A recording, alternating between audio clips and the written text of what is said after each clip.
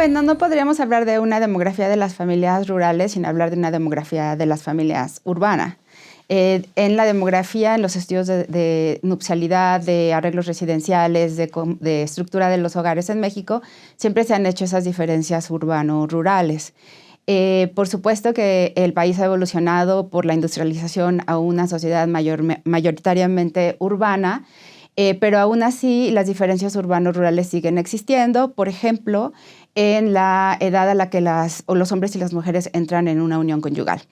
Y a pesar de que ha cambiado mucho la proporción de población urbana y rural, estas diferencias continúan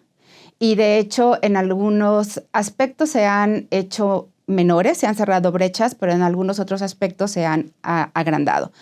En cuanto a la edad, a la formación de las uniones, pues las diferencias siempre han sido y continúan siendo de una nupcialidad más temprana en calendario en las zonas rurales. Esto continúa a pesar insisto, de la urbanización en México. Lo que se distingue mucho es la intensidad y el calendario, ¿no? La intensidad, por ejemplo, de la unión libre, que antes era más predominante en las zonas rurales, se ha cortado esa brecha. Ahora las zonas urbanas se parecen mucho más a las rurales en cuanto a la intensidad de la unión libre, pero el calendario sigue siendo más temprano en las zonas urbanas en las zonas rurales que en las zonas urbanas. Pero, por ejemplo, en cuanto al matrimonio,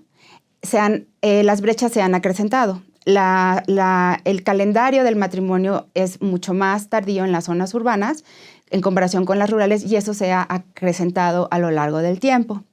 Y si hablamos de la entrada en unión sin distinguir unión libre y matrimonio, lo que sucede es que entre los 15 y los 20 años hay una gran disparidad tanto en la intensidad y el calendario de las personas que entran en unión en las zonas rurales, pero a partir de los 22 años se expande esa brecha a ser más tardía en las zonas rurales, ¿no? Entonces es una dinámica no solo de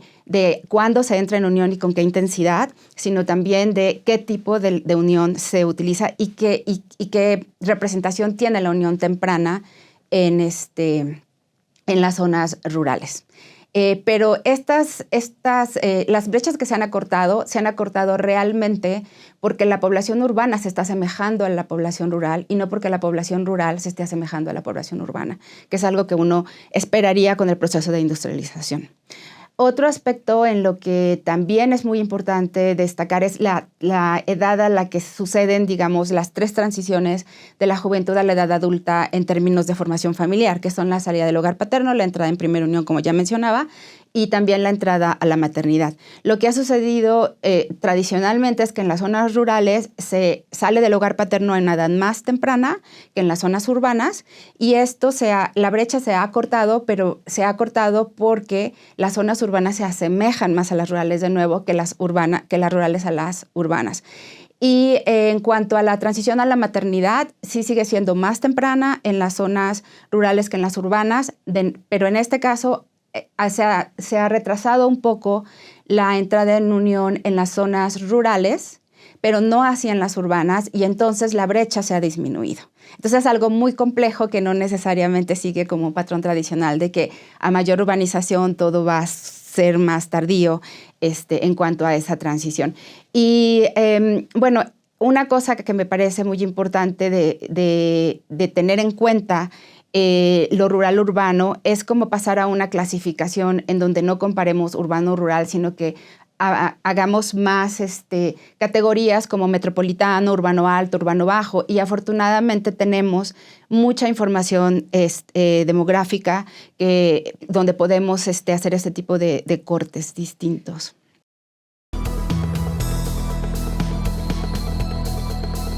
Bueno, como te decía, pues es muy importante que no nos limitemos a urbano-rural.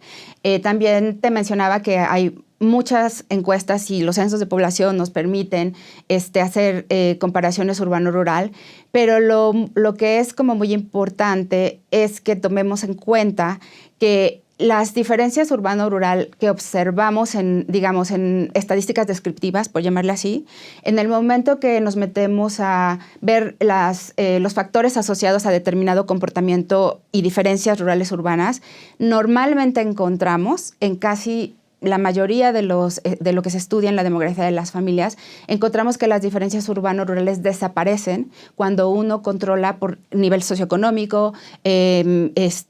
orígenes sociales, nivel educativo, otro tipo de variables que diferencian las zonas rurales y urbanas. Entonces, uno se podría atrever a decir que las diferencias urbano-rurales tienen mucho que ver con las diferencias socioeconómicas que existen en las zonas urbano y rurales. Entonces es un aspecto que se tiene que estudiar mucho y tal vez a lo mejor, y ahí tendríamos que ayudarnos por supuesto de la antropología, de otro tipo de ciencia que nos permita como tener un abordaje no necesariamente comparativo urbano-rural, sino de entender esas dinámicas rurales y como que verlas de una manera distinta, porque los demógrafos no siempre podemos controlar, dado que usamos información, la mayor parte del tiempo utilizamos información